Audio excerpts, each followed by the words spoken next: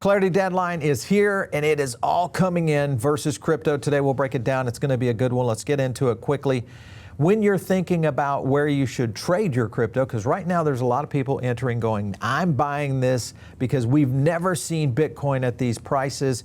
Go over to Uphold, use our link down below. And one of the reasons that you guys should do that, and this is something that I think is important, is your money is 100% reserved. You also get assets and liabilities published in real time. Another thing that Upholds does is they don't lend out your funds. So if you're looking to leap into a new exchange, Uphold is the one. Check it out. Use our link down below. It's going to give you some special offers. Now let's go over to a couple of points I want to lead off with, and of course that is the Clarity Act. Here's Mike Belshie. White House has set an end of February deadline for stablecoin yields agreement. The clock is ticking. The industry needs clear rules and fast. Stablecoins are a bridge to tradfi for crypto, and getting it right matters. I agree with Belshie in the sense that we got to get it right. What I am concerned with is how the White House is going to be able to get the Dems to come across the aisle to vote this through. That is going to be the challenge that David Sachs and his team are going to be faced. Now, there's a lot brewing that could be actually maybe going in that direction. I want to go to the first clip. This is Cynthia Lummis. Take a look. You lost a big window, right, after Brian Armstrong from Coinbase complained about the markup. Well, good morning, Maria. We did lose that window, but Senator Thune, the majority leader, has assured us that even though now we're going to have to defer into the spring, that he will reserve time on the Senate schedule, which is very hard to get, for later this spring. We had scheduled a markup in the Banking Committee, but the day before we had to pull it off the agenda, not because just of what Coinbase had said about it, but because there was other concern. And you just mentioned one of the big ones, and that is the banks and some of the credit unions have some members of the committee concerned that they will lose deposits. Man, she is concerned. There's a lot of concerning things to say there. And of course, I don't know. I just don't think she has much pull anymore. I don't know why people are even talking to this lady about this. The people that are going to make decisions are the lobbies and how this is going to organize with the major banks and the major crypto companies. These are talking puppets right now. That's as far as it goes. You are not welcome on our show. Mike Novagratz has something to say about this. Listen to him. It'll happen over the next, 1 to 4 weeks. And so I'm probably 75% chance. People have worked for 18 months on this damn thing. Cynthia Lummis, this is her last term. This is her signature piece, right? Tim Scott, who runs the Banking Committee, has got a lot of political capital tied up in this. Senators have a lot of ego, just like hedge fund managers. But the Dems want it off the table. The crypto pack was flexing its muscle. They actually printed, hey, we have $195 million of dry powder. That's a war chest, right? Remember, Elon changed the whole election with $250 million. Nobody wants that pointed at him. That's a bazooka. Well, he is right, and the bazooka is definitely coming, I think, for sure. But you've got to look at this. U.S. banks now increase the Washington lobby spending by about 12%. And of course, this is obviously geared toward trying to defend for the banking industry. We could be at an existential threat for banks in general. All right, so this is Tim Scott, just an alignment, a little bit more of a historical article, but right there, as you'll see, he's received more than $5.3 million in campaign donations from banking, securities, and investment interests since 2009. This is back in then. Where is he at today? Well, let's take a look right over here to Open Secrets. We'll go further in. 18 million, my goodness. Let's go into that and take a look. Oh my gosh, we've got all of the contributors there lined up as if they are ready to go in and fight against crypto in general. I think that's the point I'm getting at, is these guys are all compromised. They're compromised. This is boiling down to who is paying the most to get this done. I want to go to one more clip because this, of course, gets into Vlad talking a little bit more about how this market could shift so quickly. Take a look. At first, they sort of weren't taking us very seriously. Our customers don't really like mobile trading. They prefer to pay commissions. It was a lot of just like how Blockbuster dismissal, right? And then what happened was in 2019, they had to scramble, and pretty much all of our competitors had realized within a period of a couple of weeks that they had to replicate our business model. I'd never seen anything like that. I didn't think it was possible, but like one after the other, within the span of a couple of weeks, all of our big competitors replicated our business model. And what happened was TD Ameritrade and E-Trade, their stocks went down by like 35% in one day. I mean, it was a bloodbath. All right, so what he's getting at is that era of basically zero fee trading reconstructed how Wall Street was being done. That's what we're facing right now with crypto. It's going to reconstruct the entire banking industry, and the banks that are not ready and are not ready to innovate are the ones who are going to get left behind, whether or not we have stablecoin yield or not. The point is that crypto-enabled banks are going to be the only way they survive. We're going to see a bloodbath, I think, on all the banking stocks. You're probably going to see a repeat of what Vlad was talking about there. Here's one of the banks that's already been the first casualty of 2026 as we start to see more. Now, the question is how many more will be brewing before we start to see more and more starting to go into maybe a hit on where banks are heading, and that might be down. So it's not necessarily that they can't get stablecoins. I think the fact that crypto innovation is going to be the thing that takes them out, not stablecoin yields going forward. Don't forget, Robinhood has more announcements coming up here on March 4th. Make sure and check that out. I anticipate they're going to do more in the banking side of things. And as you see right there, the banking app, that was the credit card app like 2 weeks ago. Now it's the banking app. So pay attention here, guys. We are looking at a reconstruction of where the banking industry is going to be heading, much like what we saw around the reconstruction of the trading industry as well. Treasury Secretary Scott Bessent addresses rumors that China is now building digital assets to challenge the American financial system. This is a problem because Trump loves it when he can go head to head with China. And one of the things is this now becomes a national security threat if clarity is not put through. That is another reason that we're going to see more pressure coming into Congress to get this done, and it's coming fast. All right, just like we're looking at digital assets as a national security for where we're going forward, look at NVIDIA CEO Jensen Huang. He talks about this all the way back in 2021, that AI and crypto are basically meant for each other. And if you scan further into the article, you can kind of see one of his statements right there, which is he's excited about ETH. Basically, this is Ethereum, which has established itself as the leader here. That is one of the cornerstones of what we'll see in the development of AI. I want to go to a clip to just show you where we're heading on AI. Take a look.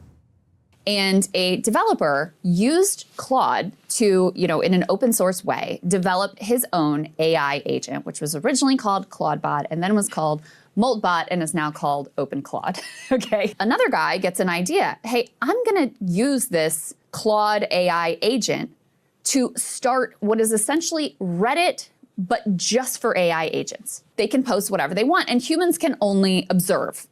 This thing took off, okay? Some of the time, they're not doing what you say, and maybe it's aligned with who you are, and sometimes maybe it's like surprising. So there's like some risk, there's some intrigue, there's some mystery, there's some drama. I think that's what's capturing people's attention. Nobody's ever done that before, and this is my vision. It's like Tamagotchi 1,000, Pokemon, times 1,000. All right, well, there you have it. The reason that's important is because AI is going to be intersecting blockchain and blockchain to AI. One of the things that we have talked about before here on the show with Yat Siu, who is the author of this article, Agentic Minds, he goes into a couple of points here. We believe this is a very powerful path to mass adoption. And that's in reference because most users managing wallets in a world of DeFi are very unfamiliar, and it's very strange. The agents are eventually going to be going to wallet level transactions. That's something that they have not been able to do so far. So Animoca Minds is being launched. They're launching this with some teams. They're going into the AI mine that basically is going to go out and support you in basically your crypto journey. And this is most likely going to find its way in all financial products, especially the fact that we have blockchain integration into this. This is something we've talked about for quite a while on the show. This is coming, and it's very possible this could be more critical maybe than any other component of where AI has intersected with blockchain in the past. So be on the lookout there. Now let's take a look right here because they could get into vault maybe management right here. If you look at Morpho effect, this is Bitwise becomes a Morpho curator. Remember we had Morpho on, or Bitwise on, talking about vaults and what this is going to look like. We're going to see so many vaults launching to basically go after these great opportunities in terms of yield generation. Imagine an AI agentic or an agentic agent that would be able to dive into that and get you the best results across your entire portfolio. This is coming, guys. It's going to be easier and easier to be able to basically make money out there on the markets in general. And they're talking about this effect of what we get in terms of virality. We could see another viral moment coming out of Pokemon. Remember, let's go into this. Pokemon became an ultimate test of AI's intelligence. They've used it there. They've used it right over here in terms of training for the Pokemon Go. They've used it here. This is in reference to how AI is being used inside the game. The point is, you understand, this is starting to accelerate, and if you get into these viral cultures that, of course, gaming has really represented, it's a big opportunity. And just look at this, Pokemon benchmark. This is GPT-5. Again, being trained on, guess what, Pokemon. So just a reminder, remember that Pokemon on Sui was a question mark that we talked about last summer. Has not acquired just yet, but is something brewing for the Sui network around Pokemon. I don't know. They keep promising. I don't know if it's going to happen or not. But they do have one thing that is happening on February 27th. That, of course, will be one of the big announcement days, which is Pokemon Day. Maybe there's going to be something that goes along with that. Let me go to a clip real quick, because this will get into a little bit more about maybe Tom Lee aligning Ethereum as the AI chain. Take a look. The second story arc benefiting Ethereum, though, is AI. AI is principally been trained on like internet and, I don't know, social media, but it hasn't been in the real world because it hasn't ingested us as we've moved and physically moved or even have independent products. That's a vast amount of new information for AI models to ingest and store. But then now you have to be sure that all the instructions being sent back to the robot are proof of the originator. You know, in other words, you need a token. I mean, LLMs use tokens anyways, but now you need like a token that interacts across chains.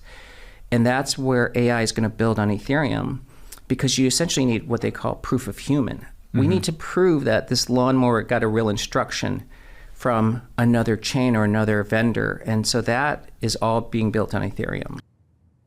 Let me know what you guys think. Do you think ETH, or are we going to see other chains out there that benefit from the integration of where AI agents are going to start to move, especially around these next generation financial products going forward? Well, if you think about Cathie Wood, she believes that maybe BM&R is the place, so she continues to put more investment into BM&R, and of course we know that being the largest DAT out there, and one to watch very closely because it is very similar to MicroStrategy in a way for Ethereum, keeping a close eye on that one as it continues to really cause a problem.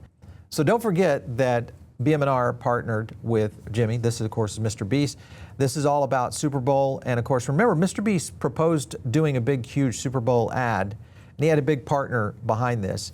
And the idea was maybe create something that would maybe be the biggest ad ever in Super Bowl history. We're going to be watching. He had a cryptic riddle at the end of this clip right here, which basically said, hey, we just fooled you into spending and wasting your time. But the point being is that this is how he operates. I don't know if this have a correlation to crypto or ETH over Super Bowl weekend, but we're going to have it because it happens this weekend. But everybody else is saying, hey, let's support BM&R in other ways. We'll just buy some Feastables right there. There's some right there. Ooh, those look yummy. I'm going to get some of those.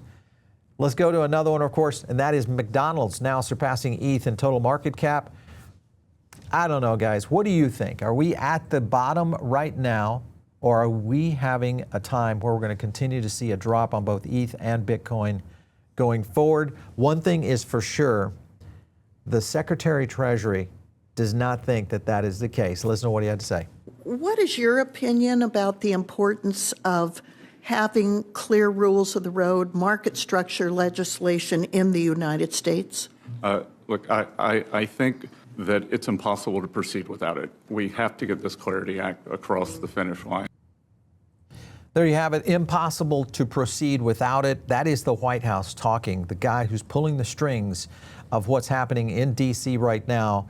And we are there, guys. This is the final countdown going forward. If you look at Polymarket, one last thing, and it appears that the trend is heading up. The real question is, what type of concessions are being made in D.C.?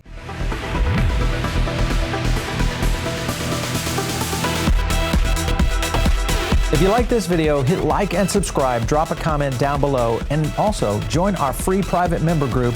The link is in the description.